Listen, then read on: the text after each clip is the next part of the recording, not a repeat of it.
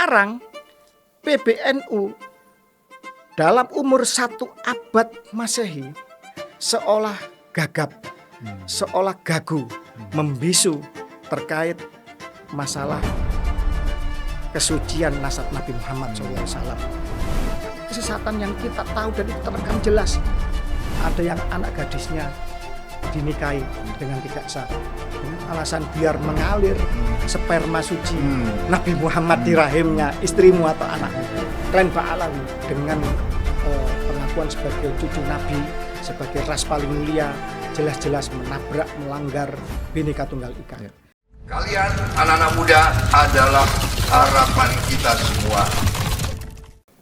Bismillahirrahmanirrahim. Assalamualaikum warahmatullahi wabarakatuh. Waalaikumsalam warahmatullahi wabarakatuh.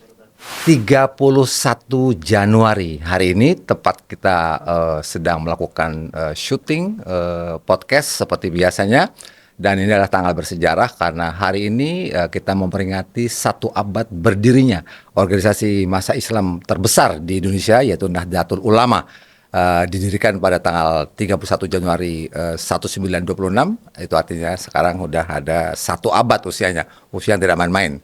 Dan salah satu warga NU, Nahdliyin, kader muda yang luar biasa, memberikan kado yang sangat istimewa menurut saya, yaitu sebuah buku. Ini orang mengatakan buku adalah hadiah yang sangat berharga karena bisa dibuka kapan saja, tidak seperti hadiah-hadiah yang lain. Dan buku ini berjudul Benteng NU Rayap Ba'alawi. Dan bersama saya sudah hadir penulis buku 280 halaman yang sangat referensial dan menarik ini, yaitu beliau KRT, Fakih Wirahadiningrat. Assalamualaikum Gus Fakih, selamat datang di podcast kami. Waalaikumsalam warahmatullahi wabarakatuh. Luar biasa, ini jauh dari Jawa Timur datang untuk sahabat-sahabat semuanya. Terima kasih. Dan ya, saya ingin mendapat brief lebih dulu nih.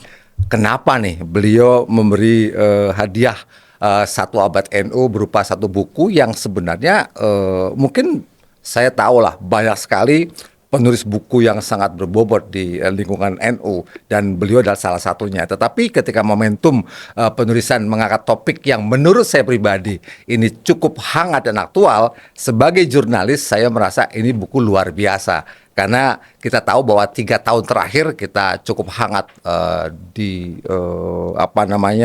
dipenuhi oleh satu bukan konflik ya, tapi sebuah diskursus yang kadang-kadang panas di telinga, dan saya kira itu menjadi satu concern kita bersama, yaitu tentang kaum atau kaum Ba'alawi gitu ya. Dan mungkin Gus Fakih bisa sampaikan kepada kita semuanya tentang latar belakang penulisan buku ini. Monggo, Gus. Terima kasih.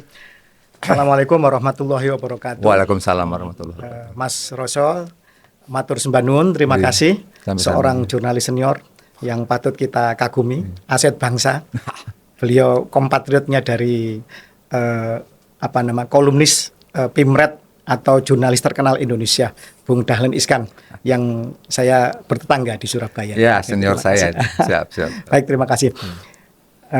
Alhamdulillah wa syukurillah wassalatu wassalamu ala rasulillah wa ala alihi washabihi wa man wala, amma ba'da. Terima kasih. Yang pertama tadi pertanyaannya adalah terkait latar belakang penulisan buku Benteng NU dan Rayap Ba'alawi ini.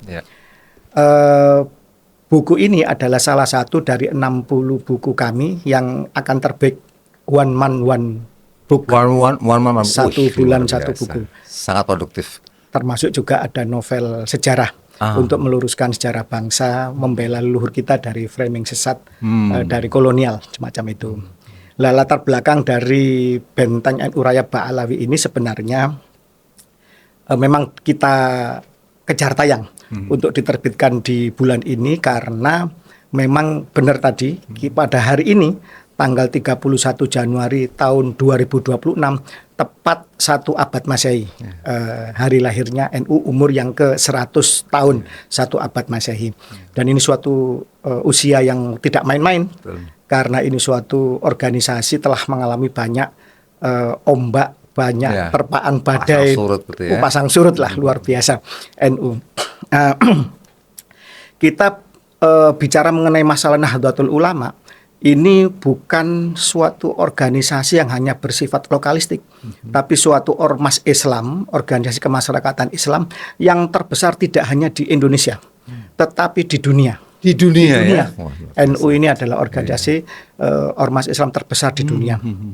Ketika didirikan pada tahun 1926 di tengah derasnya masih kokohnya kolonialisme dan menghadapi tantangan pada saat itu munculnya gerakan Islam Puritan, termasuk misalkan bangkitnya Ibnu Saud di Hijaz sana, di Saudi, sekarang menjadi negara Saudi Arabia.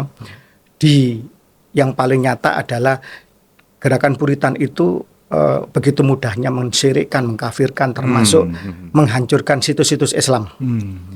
Di antaranya adalah makam-makam keluarga Nabi di Jannatul Baqi maupun Jannatul Ma'la, misalkan di Mekah maupun di Madinah. Bahkan hampir makam Rasul juga dihancurkan. Disitulah kemudian kesadaran ulama Nusantara tidak hanya berbicara mengenai masalah kolektivitas kebangsaan, tentang kesadaran sebagai sebuah bangsa, sebagai sebuah jamaah dan jamaiyah, juga memiliki visi internasional, visi ke depan. Seandainya kemudian seluruh situs Islam dihancurkan, maka Islam hanya akan menjadi agama dongeng. Sehingga kemudian muncullah Komite Hijaz. Pada saat itu para ulama begitu berdaya upaya sampai jual sawah, jual ladang, bawa Hasbullah tambak beras yang menjadi motor dan berangkat ke sana. Itu untuk menemui Raja Ibnu Saud, untuk menolak makam Nabi yang mau diratakan, yang mau dihancurkan juga pada saat itu. Pada tahun 1926 itu klan Ba'alawi telah kokoh menjadi antek kolonial Belanda. Buktinya adalah diangkatnya Mufti Utsman bin Yahya sebagai Mufti Batavia. Memutuskan fatwa beliau dengan kitabnya Minhajul Istiqomah. Beliau mengharamkan memberontak kepada pemerintah kafir Belanda. Beliau mendapatkan gaji dari Belanda, fasilitas dan bintang tanda salib kehormatan dari Ratu Belanda. Ada data itu tidak akan mungkin bisa dihapuskan karena ada surat menyuratnya dengan arsitek kooptasi dan hegemoni Islam di Nusantara, yaitu Snoek Hurgronje. Snoek Hurgronje punya bos yang bernama LWC van den Berg. Jadi 3 kesatuan ini, Van den Berg punya kompatriot anak buah bernama Snoek Hurgronje, diterjemahkan di lapangan oleh Utsman bin Yahya sebagai Mufti Batavia untuk melakukan kooptasi terhadap Islam di Nusantara. Di situ juga salah satunya adalah mengharamkan atau mensesatkan gerakan Thoriko waktu itu, sehingga korbannya adalah para mursyid Thoriko banyak yang dieksekusi karena mereka menjadi motor perlawanan, termasuk Geger Cilegon di Banten. Jadi semacam itu. Pada tahun 1926 itu tidak ada satu orang pun habaib yang ikut di dalam pendirian Nahdlatul Ulama. Bahkan mereka yang getol mengaku cucu Nabi dan gemar membuat makam di Nusantara, mereka juga tidak ikut di dalam Komite Hijaz, gerakan protes untuk menghindarkan pemberangusan makam Nabi di Hijaz sana. Aneh, mereka ngaku cucu Nabi tapi diam, tidak melakukan protes dengan gerakan protes untuk pemberangusan makam Nabi yang ada di Hijaz sana. Aneh. Padahal di sini mereka rajin sekali membuat makam-makam hingga sekarang. Banyak makam Nusantara yang nyata-nyata bisa kita lihat viral bersama untuk kemudian dilihat bahwa mereka melakukan pembelokan sejarah dan pengkaplingan, bahkan pemalsuan makam. Jadi seperti itu. Bukan saja mereka tidak gabung kepada NU, tapi mereka kemudian 1928 mendirikan organisasi untuk kepentingan ras mereka yang bernama Robito Alawiyah. Di situ ada Maktab Daimi yang mendata seluruh keturunan klan Habaib Ba'alwi ini dan mengklaim sebagai keturunan Nabi Muhammad Shallallahu Alaihi Wasallam. Pada saat itu semua kiai Nusantara sebenarnya banyak yang paham, tetapi karena kooptasi penjajah dan akhlakul karimah, karena siapa yang mengaku keturunan orang lain itu mal'un, mengaku keturunan Nabi mal'unun mal'un, terkutuknya terkutuk. Nah, barang siapa ditanya nasabnya dari mana dia malu untuk mengakui saya misalkan anaknya tukang ngarit misalkan, atau anaknya cleaning service, saya malu mengakui saya malun, saya terkutuk, seolah saya menolak takdir Tuhan. Tetapi membatalkan nasabnya orang lain, menuduh nasab orang lain palsu, itu malun 3 kali. Jadi dalam koridor itu kiai-kiai ulama Nusantara pada saat itu husnudzon, karena memang berat sekali konsekuensinya. Tetapi apakah ulama Nusantara tidak tahu? Sangat tahu siapa klan Ba'alawi itu. Maka di majalah yang ada di Leiden pada tahun-tahun itu jelas bahwa klan Ba'alawi tidak diakui di Yaman sendiri oleh bani-bani keturunan Nabi yang lain di Yaman itu. Terus kemudian ada lagi semacam ajakan kepada Syekh Nawawi Al-Bantani yang waktu itu menjadi salah seorang ulama besar, mufti di Hijaz sana, diajak untuk bergabung dengan Utsman bin Yahya menjadi mufti di Hindia Belanda atau Indonesia sekarang. Dalam kesaksian LWC Vandenberg, beliau mengatakan bahwa tidak mungkin seorang Syekh Nawawi Al-Bantani mau bekerja sama untuk pemerintah Belanda. Jadi semacam itu. Harusnya kan kalau Utsman bin Yahya ini seorang cucu Nabi dan Syekh Nawawi adalah menghormat cucu Nabi, karena di faham kita Ahlussunnah wal Jamaah An-Nahdiyah ini itu sangat mulia posisi keturunan Nabi. Tapi beliau menolak karena beliau tahu. Kenapa kok beliau tahu? Karena pada tahun 1882, disclaimer kurang lebih ya, itu Syarif Mekah Aun Ar-Rafiq pernah menghukum cambuk beberapa klan Ba'alawi. Mereka dilarang untuk memakai gelar Sayyid Syarif karena mereka bukan cucu Nabi. Dan itu dicatat oleh kitab internal Ba'alawi yang berjudul Al-Istizadah min Akhbaris Sadah. Mufti Tarim Abdurrahman bin Ubaidillah punya cucu menulis tentang hal tersebut, bahwa klan Ba'alawi dilarang untuk memakai gelar Sayyid Syarif. Itu pada tahun 1828. Setelah kemudian pada tahun 1928 Rabithah Alawiyah berdiri, 1929 Ba'alawi ini menginginkan, Rabithah Alawiyah berdiri 2 bulan setelah Sumpah Pemuda. Dan klan Ba'alawi semua suku, etnis, agama, bahkan Nun Sewu etnis Tionghoa menjadi tuan rumah Sumpah Pemuda itu di Jakarta ini. Itu tercatat jelas dalam sejarah. Tetapi keturunan dari Yaman termasuk terutama klan Ba'alawi menolak, absen di dalam 1928 itu. 2 bulan setelah berdirinya Rabithah Alawiyah. Mereka menolak Sumpah Pemuda, kemudian mereka mendirikan organisasi untuk kepentingan ras mereka. Jadi itu. Sebagaimana kita ketahui bahwa pada zaman kolonial kan terjadi politik segregasi kelas. Di mana kelas paling atas adalah kelas kulit putih, yang kedua adalah timur asing, baik dari Timur Tengah maupun Nun Sewu dari etnis Tionghoa, India dan lain sebagainya, imigran lah. Ketiga baru pribumi, termasuk golongan ningrat sekalipun adalah golongan kelas 3. Sehingga waktu itu di banyak kantor-kantor Belanda, mungkin sampai saat ini ada, Pak Prabowo pernah mengungkap itu ketika kampanye. Warning, Honden and Inlander for verboden, bahwa pribumi disamakan dengan anjing, dilarang masuk ke ruang-ruang publik milik kolonial seperti itu. Betapa pedihnya kita mengalami rasisme di masa penjajahan semacam itu. Lah, akhirnya ketika kemudian NU pada saat ini, ketika komunikasi dengan para nakib pencatat nasab Nabi dunia telah demikian mudahnya, bepergian ke luar negeri tidak perlu izin pemerintah Hindia Belanda seperti zaman dulu, tes DNA yang sangat presisi untuk menentukan garis keturunan, ya, apalagi ada kromosom Y, dan klan Ba'alawi mengaku sebagai garis lurus paternal ke Imam Husain, dan sangat mudah untuk dibatalkan, untuk dibuktikan. Sekarang PBNU dalam umur 1 abad Masehi seolah gagap, seolah gagu, membisu terkait masalah kesucian nasab Nabi Muhammad SAW. Padahal nyata-nyata mereka adalah anti kolonial Belanda, tidak memberikan sumbangsi apapun di dalam kemerdekaan kita, perjuangan kita, ya. Terus sekarang mereka mengaku banyak sekali sejarah, hal-hal sejarah sebagai bagian dari mereka. Terus kemudian mengaku sebagai keluarga besar dari NU. Wali Songo dibelokkan sebagai nasab mereka. Itu ada di dalam buku Samsud Dohiro, kitab nasab mereka. Yang di situ dalam tahqiq itu dikarang oleh Abdurrahman Al-Masyhur, ditahqiq oleh Dia Shahab. Nah, Dia Shahab ini mendapatkan info bahwa Wali Songo itu keturunan dari klan Habib Alawi Yaman melalui jalur Azmat Khan India. Infonya dari mana? LWC Vandenberg tertulis di situ.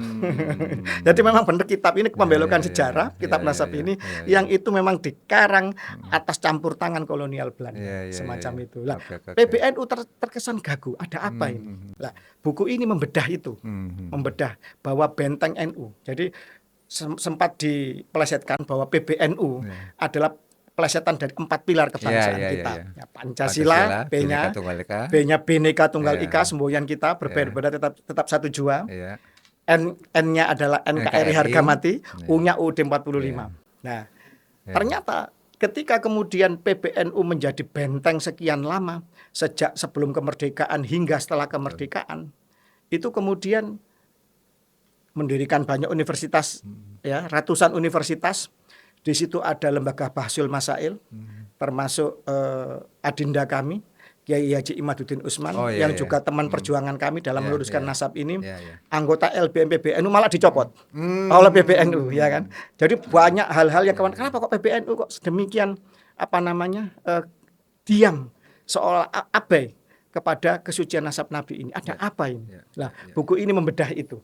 Monggo nanti bisa ditanyakan lebih lanjut. Wah, silakan. Menarik. Jadi sahabat semuanya, ini untuk diketahui bahwa Mas Fakih ini kelahiran Pasuruan 50 tahun yang lalu. Benar ya? 76 ya, kelahiran 76. Beliau seorang aktivis PMII dulunya ya, dan kita tahu lah dari narasi yang disampaikan sebagai seorang aktivis.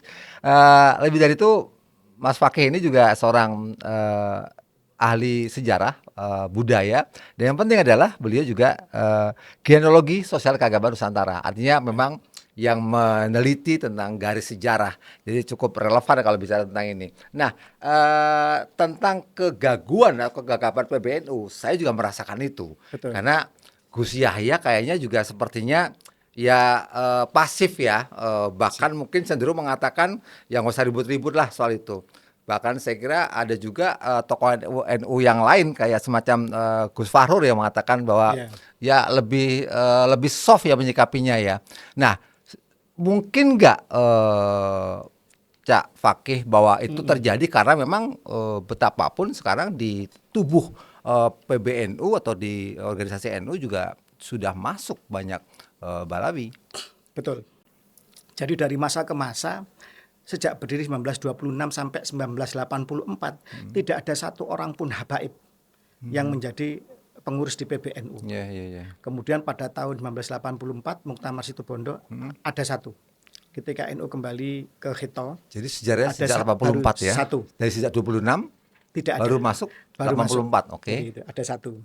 Kemudian setelah itu, saya sambil kemudian 1984 sampai 89 satu orang, 89 sampai 94 2 orang, 94 sampai 99 kembali tidak ada, bersih.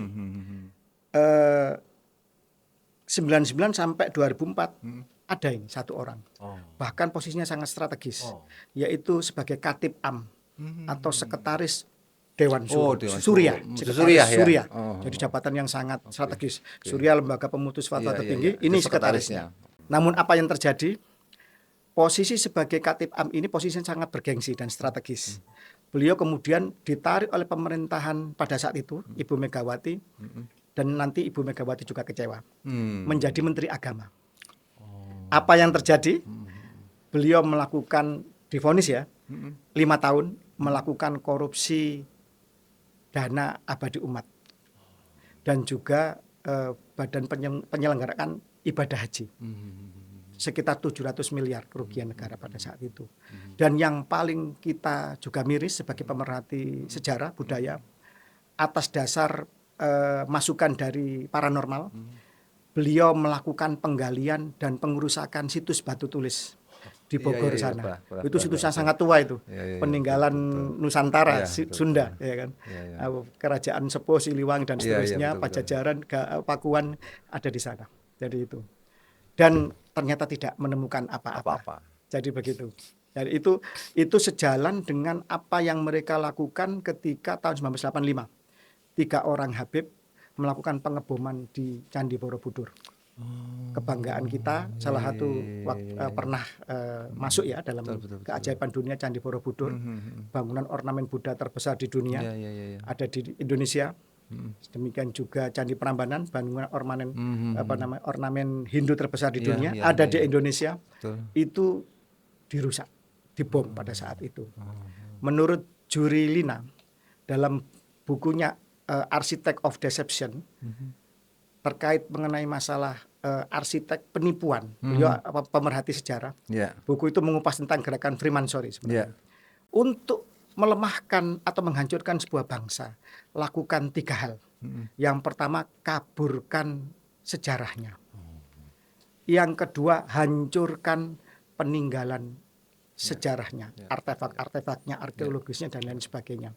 Yang ketiga adalah belokkan sejarahnya. Putuskan hubungan generasi sekarang dengan leluhurnya sebagai bangsa yang primitif, bodoh dan tidak berbudaya. Dan ini dilakukan oleh klan Habib Alawi. Tidak percaya. Pertama, kaburkan sejarah bangsa. Di dalam buku ini, salah satu dari strategi dari klan Ba'alawi untuk menyusup ke dalam NU adalah mereka mengklaim bahwa Wali Songo. Jadi NU ini adalah gerakan sosial keagamaan yang meneruskan semangat perjuangan Wali Songo, yang toleran, yang berbudaya, yang moderat. Ya. Untuk kemudian Wali Songo yang tidak ada urusannya dari manuskrip Wali Songo. Itu tidak tertulis Wali Songo keturunan Yaman. Tetapi melalui campur tangan Belanda, tadi saya sebutkan kitab Samsuddohiro, di situ ada campur tangan Van den Berg, disebutkan bahwa Wali Songo keturunan dari Yaman melalui marga Azmat Khan di India. Yang nakib India sendiri juga heran, tidak ada Azmat Khan itu, ya kan? Jadi betul-betul dibelokkan semacam itu. Yang kedua, hancurkan bukti-bukti sejarah. Yang terakhir, putuskan hubungan generasi sekarang dengan leluhurnya. Orang punya keris dibilang syirik. Padahal keris ini adiluhung peninggalan bangsa kita. Ketika bangsa lain masih sibuk dengan kulit domba, dengan senar untuk alat musik, kita sudah gamelan. Yang lain masih pakai pentungan dan panah dan lain sebagainya. Kita sudah membuat keris dari batu meteor lagi. Titik didinya sangat tinggi. Pakai apa empumbu kita? Jadi luar biasa. Ini dibilang syirik. Pakai belangkon dibilang dukun. Kemudian baju-baju Nusantara itu dibilang ketinggalan zaman dan sebagainya. Tetapi kalau pakai sorban, pakai tarian yang jingkrak-jingkrak itu, Javen dibilang berbudaya, dibilang ini syar'i, ini islami. Ini kan suatu bentuk untuk itu. Bahkan ada narasi yang jelas menghina bahwa kami habaib datang ke Nusantara untuk mencetak ulama-ulama. Loh, kalian kapan kedatangan ke Nusantara? Menurut kitab Al-Istizadah yang dikarang oleh mereka sendiri, ya, bahwa mereka 100% didatangkan oleh pemerintah kolonial Belanda melalui kapal-kapal Belanda. Mereka dapat tanah, dapat gaji, dapat fasilitas warga negara kelas 2, fasilitas yang luar biasa. Utsman bin Yahya digaji 100 gulden pada saat itu sebagai mufti. Kalau sekarang yang kurang lebih ya 40 jutaan lah. Menurut kurs ya. Tapi kalau di zaman kejajahan VOC itu bisa miliaran itu. Jadi semacam itulah. Jelas sekali. Kemudian ada narasi bahwa kalau kami tidak datang ke Nusantara, kalian masih menyembah pohon, menyembah batu. Wah, ini kan penghinaan sekali. Bahwa Nusantara ini adalah peninggalan yang sangat adiluhung. Piramid Mesir sebagai ornamen tertua di dunia katanya. Ini ternyata lebih tua piramid Gunung Padang. Dan banyak hal lain yang adiluhung yang ditinggalkan oleh jejak oleh leluhur kita Nusantara. Kita harus bangga sebagai sebuah bangsa. Bahwa ketika yang lain masih menggembala ternak dan domba, kita sudah mengarungi samudra, navigasi kita, metalurgi kita luar biasa, kan begitu. Dari semacam itu. Nah, ini jelas bahwa 3 hal ini dilakukan oleh mereka. Dan sebenarnya yang tidak kebobolan ini, yang kebobolan ini tidak hanya NU saja. Yang kebobolan ini juga negara sebenarnya. Negara. Mas Roso, Bung Roso mungkin tahu ya, pada tahun 2017 negara kebobolan. Pada saat itu melalui sentimen agama, gerakan 212 membuat alarm negara berbunyi dengan sangat keras. Pada saat itu data dari BNPT, 55% itu indeks potensi radikalisme 55%. Seandainya pada saat itu dilakukan referendum pemilihan, kita negara NKRI Pancasila atau khilafah. Niscaya pada saat itu yang menang negara khilafah. Ini disclaimer ya, tapi itu data ini resmi dari BNPT. Kemudian negara bekerja keras, membongkar kejahatan, membongkar gerakan masif, memutus dana dan lain sebagainya. 2 tahun kemudian turun 38,5% 2019. Ini masih besar, 38,5% dari penduduk Indonesia loh. Berapa puluh juta itu ya kan. Bekerja keras lagi, kemudian turun menjadi 10, 11, 10, 11. Sulit ditekan lagi. Apa ini kok sulit ditekan ini? Ternyata jawabannya ya di buku ini. Karena kita adalah mayoritas umat Islam. Ormas Islam terbesar adalah NU. Dan Habib Ba'alawi ini hanya dicium tangannya. Diakui, dimuliakan sebagai cucu Nabi ini di NU. Di Muhammadiyah mereka nggak laku. Ya kalau ada Ustadz Muhammadiyah yang ikut-ikutan memuja Habib Ba'alawi ya mungkin proksi lah. Khilaf lah gitu. Tapi hanya di NU mereka ini laku gitu loh. Ironisnya, salahnya kebetulan NU ini adalah ormas Islam terbesar sehingga jadi mereka laku di NU tapi besar gitu loh. Ternyata setelah diteliti lagi, kenapa kok kemudian masih sulit ditekan dari 10%? Karena ada sekian umat Islam yang meyakini bahwa mereka adalah cucu Nabi. Akar kejahatannya dari pengakuan cucu Nabi ini. Dengan klaim bahwa mereka di buku ini, ini ada sekitar 450 lebih khurafat ajaran Habib Ba'alawi. Pengakuan mereka bisa memadamkan api neraka, mereka bisa menurunkan rantai emas, mereka bisa menurunkan hujan susu, termasuk juga mereka, kakek mereka yang bernama Al-Faqih Al-Muqaddam 70 kali mi'raj ke langit dalam waktu semalam. Naik keledai. Nabi Muhammad juga hanya sekali. Ini 70 kali. Berarti kan melebihi Nabi. Apa ini bukan penistaan? Apa ini bukan sesat? Ulama-ulama jelas termasuk Mbah Hasyim Asy'ari fatwanya. Barang siapa ada yang mengaku atau meyakini ada seseorang yang mi'raj seperti Nabi Muhammad, maka dia terang-terangan sesat. Maka dia terang-terangan kafir. Karena tidak boleh ada entitas, ada manusia yang melebihi Nabi Muhammad. Di dalam agama kita Islam kan begitu. Oke, Gus Fakih. Ini kan kalau kita menarik ya, saya coba karena saya kurang mendalami persoalan ini terus terang saja, saya sempat ngecek ya, itu sebenarnya apa sih sikap negara, sikap MUI, sikap Kementerian Agama maupun sikap PBNU yang terkesan selama ini meminta supaya ini disudahi, kemudian MUI juga tidak pernah mengeluarkan fatwa apapun, padahal dari yang tadi Mas Fakih sampaikan sebenarnya persoalan cukup krusial ya. Bahkan mungkin dalam praktek sempat terjadi konflik misalnya pada bulan Juli tahun lalu di Pemalang ya kalau tidak salah ya, sampai korban, dan belum lagi yang implikasi luas ya beredar lewat medsos, dan artinya sebuah potensi gangguan sebenarnya ya kerukunan. Nah, solusi apa nih yang dicoba ditawarkan oleh Mas Fakih dalam ulang tahun NU yang ke-1 abad ini untuk mengatasi persoalan itu? Betul. Yang pertama, panjenengan bertanya terkait masalah fenomena ini kok cenderung didiamkan atau malah diredam. Yang kedua, solusi. Betul. Saya melihat bahwa, mohon maaf, saya tidak mengerti secara lebih jauh tentang metodologi gerakan intelijen. Saya juga akar rumput Nahdliyin. Saya hanya pemerhati, pelaku budaya, bagian dari bangsa Indonesia. Saya juga tidak mengerti kebijakan negara dalam garis besar. Cuma kalau boleh kritik, kan boleh toh? Negara kan bukan nabi. Betul. Tidak maksum, boleh dikritik. Kalau saya boleh mengkritik bahwa kita ini cenderung mencari jalan instan. Ketika seseorang itu sakit kepala, langsung kita mencari pil perda nyeri kepala. Harusnya didiagnosis dulu. Kepalanya karena kejedot pintu, karena migrain, penyempitan pembuluh darah, atau karena belum makan. Nah, baru dari situ dicari solusi. Ketika alarm negara berbunyi sangat keras pada tahun 2017, lewat gerakan partai ormas terlarang bernama Front Pembela Islam FPI, yang disinyalir adalah proksi dari kekuatan Islam transnasionalis yang berbahaya. Gerakan Wahabi tidak laku, maka pintu masuknya cari yang lain. Apa cari yang lain itu? Ya sesuai dengan kultur masyarakat Indonesia. Yang terbesar apa? Ahlussunnah wal Jamaah.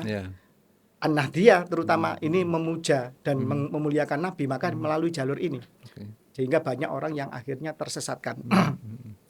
Ketika alarm negara berbunyi, PBNU juga menjadi benteng Nusantara waktu itu juga berlepotan untuk membentengi Nusantara kita, NKRI kita. Hubul watan minal iman, sementara ada gerakan Islam internasional menghendaki khilafah internasional. Sehingga pada saat itu cenderung kita kemudian mencari antitesa secara instan, yaitu merangkul Habib-Habib yang dinilai moderat, yang dinilai akomodatif, yang dinilai cinta kepada NKRI. Kami pernah melakukan tes case, Mas Roso. Ada seorang kiai pribumi yang unik, yang saya tahu dia khurafat, saya tahu dia juga masuk akal dan sekarang dibully. Namanya Mama Hufron Malang. Itu kami yang mempopulerkannya dengan Bung Awi Kertapati, editor ini YouTuber kita itu editor ini. Kita populerkan sampai waktu itu jutaan ya yang melihat itu. Sengaja kita. Beliau ngaku bisa ngomong dengan semut. Tiba-tiba semua pada menyerang beliau sebagai sesat. Saya ngomong sama semut juga bisa. Masalahnya semut ngerti nggak apa kata-kata saya ya kan? Sebenarnya kan simpel kan. Mama Hufron digoreng sesat, bahkan MUI turun tangan. TV One turun tangan, media mainstream turun tangan. Sampai kemudian wah digoreng luar biasa. Pertanyaannya baru ngomong dengan semut sudah bilang sesat. Bagaimana dengan 400 lebih, ratusan, ribuan dari banyaknya di kitab Ba'alawi sendiri yang jauh lebih khurafat. Termasuk karomahnya melebihi Nabi Muhammad. Kenapa MUI gagu dan diam? Kenapa PBNU yang punya lembaga Basul Masail, yang punya fikih peradaban, yang punya ratusan kampus, kemudian tidak mau melakukan kajian mendalam? Padahal bertanya ke nakib dunia bisa, padahal mempelajari kitab nasab sudah gampang sekarang aksesnya. Padahal BRIN kita, Badan Riset Inovasi Nasional, punya lab genomik, lab genetik yang sangat canggih, bisa membaca nasab kita. Maka ke depan saya berharap Ceknya sudah, Inggris sudah, Amerika sudah. Kewajiban bagi semua warga negara kita untuk tes DNA. Agar apa? Yang pertama, kejelasan nasab dan keturunan. Karena dengan teknologi, maling nasab lebih mudah dibuktikan daripada maling jemuran. Jadi begitu, itu yang pertama. Yang kedua, dengan pemetaan DNA yang jelas, kita bisa mengetahui penyakit genetik bawaan secara dini. Apa yang harus dihindari, apa yang harus ditreatment. Yang ketiga, kita bisa dengan mudah menemukan jejak kriminalitas. Hanya dengan DNA yang paling mikroskopis, dulu pakai sidik jari, sudah kuno. Sekarang pakai DNA, bisa menentukan siapa pelakunya siapa. Kan begitu. Saya memperkosa seorang gadis, dia menolak mati-matian, tapi ada bekas jejak spermanya. Di situ dengan DNA ini bisa diketahui bahwa dialah pelakunya. Semacam itu. Baik, Mas Fakih, saya kira ini satu catatan yang sangat menarik, terutama bagi PBNU ya.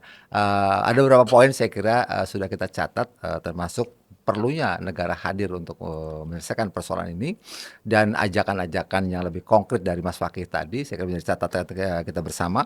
Dan terakhir mungkin Mas Fakih, saya pengen closing statement dari jenengan terkait dengan buku, kaitannya juga dengan NU, supaya barangkali ada satu tindakan atau yang lebih konkret tentang mengatasi masalah Ba'alawi ini ke depan. Baik, terima kasih. Dengan berbagai macam strategi yang saya tuliskan di situ, klan Ba'alawi telah menggerogoti NU dari dalam.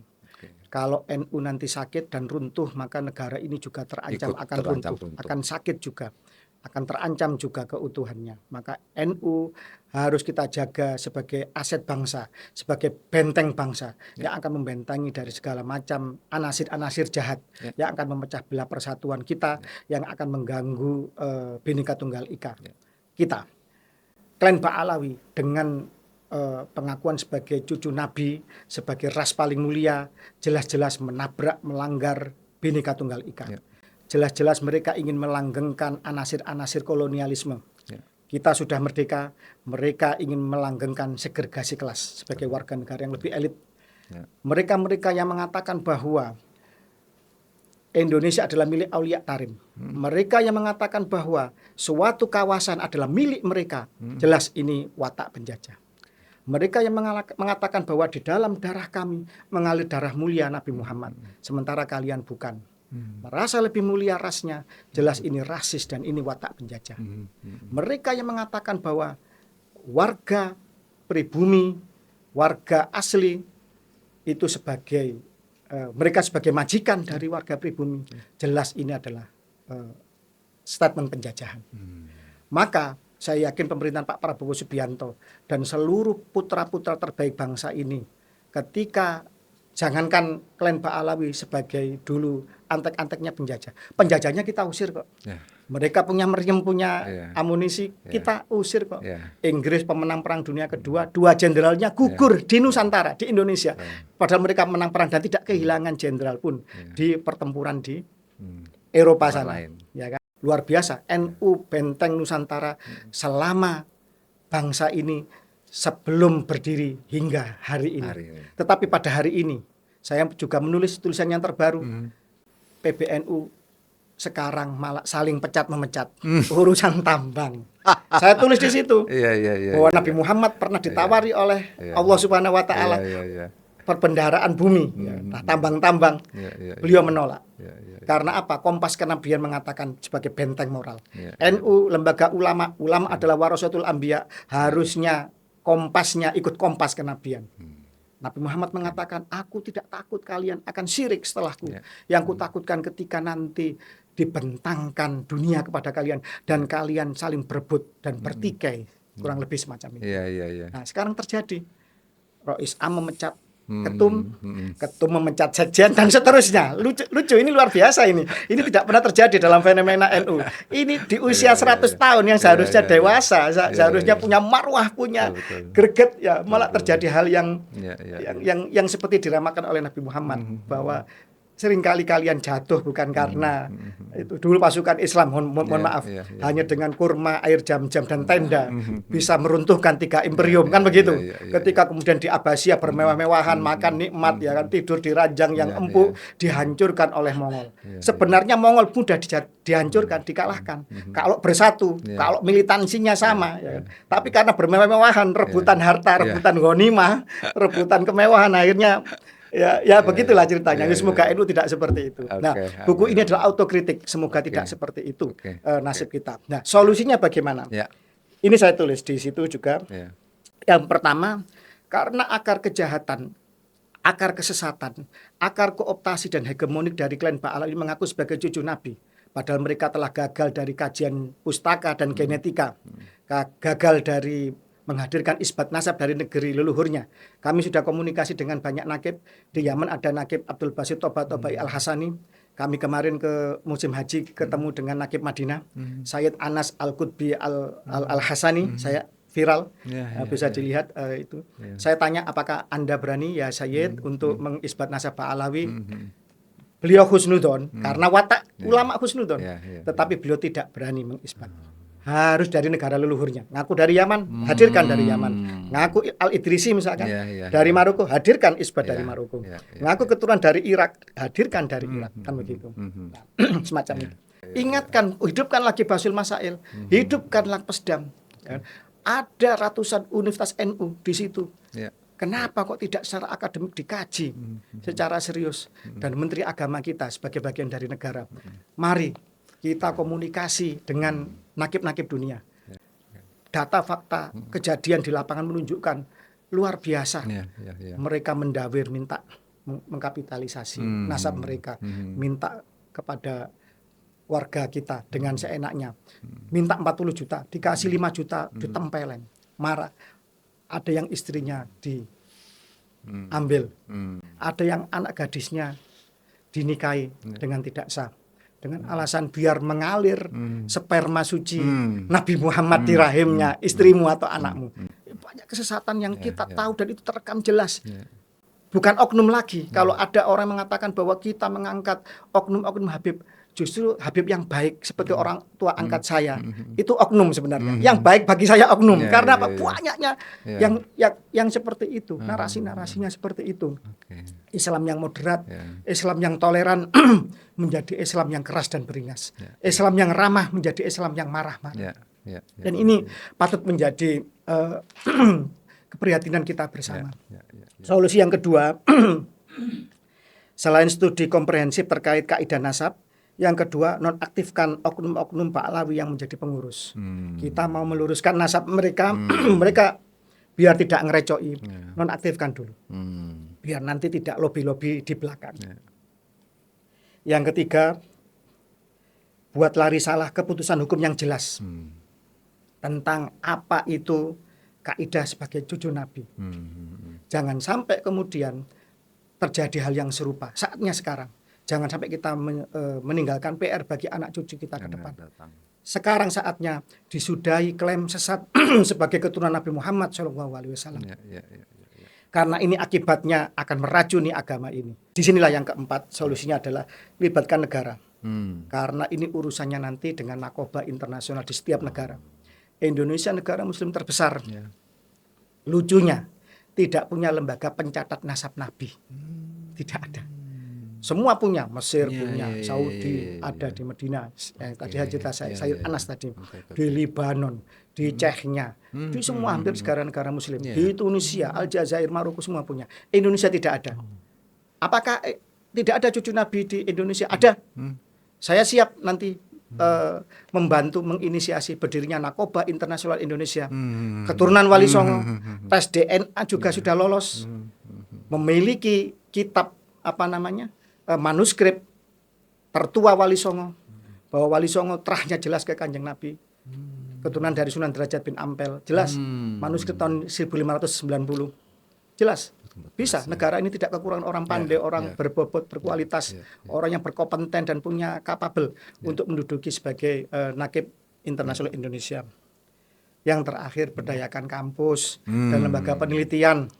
Kampus-kampus itu ada jurusan biologi, biokimia, rekayasa genetik sudah dipelajari.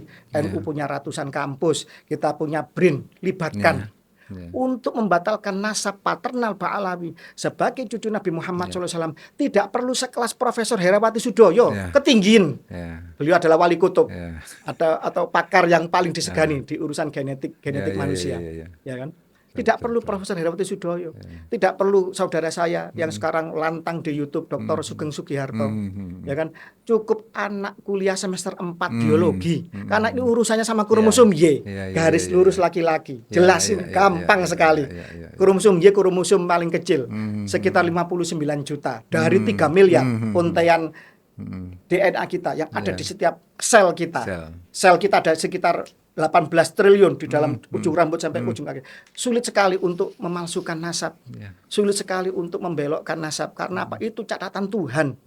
Mari NU di umur yang 100 tahun Masehi ini benar-benar sehat.